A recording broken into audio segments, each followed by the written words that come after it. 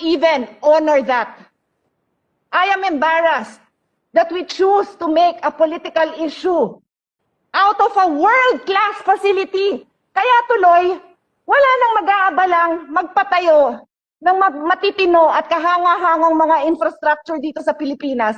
Dahil magpatayo ka lang ng maganda, sasabihin na sa'yo na may kalokohan ka. So paano? Puro bulok na lang tayo para walang pumansin. Ganon. Paano magiging white elephant? Madam Sponsor, do you even know what are the conditions of our sports facilities? Para sabihin mong yung world class na yon magiging white elephant?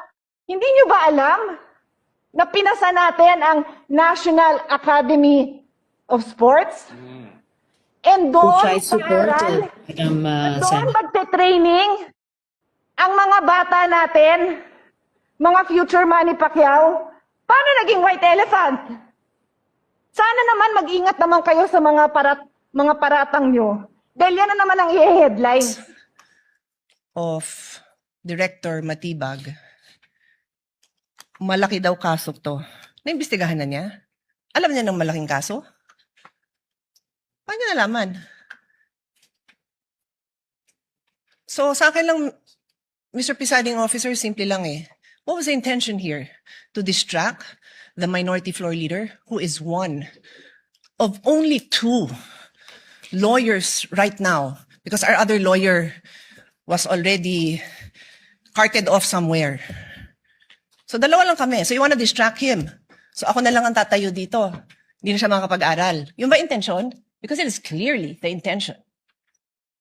The fact that he has to stand up, the fact that I have to stand up, the fact that Senator Robin has to stand up, he is distracting us from our job. As Senator Alan said, he could do it quietly. Go ahead. Anong purpose niya? Nagyayabang siya? What's the purpose? Is he trying to intimidate us not to ask him tough questions when he is our resource person next week? I do not know. But those statements, those actions are not acceptable, possibly contemptible. So I ask the presiding officer and you, my dear colleagues, let's think about this clearly. I will stop now.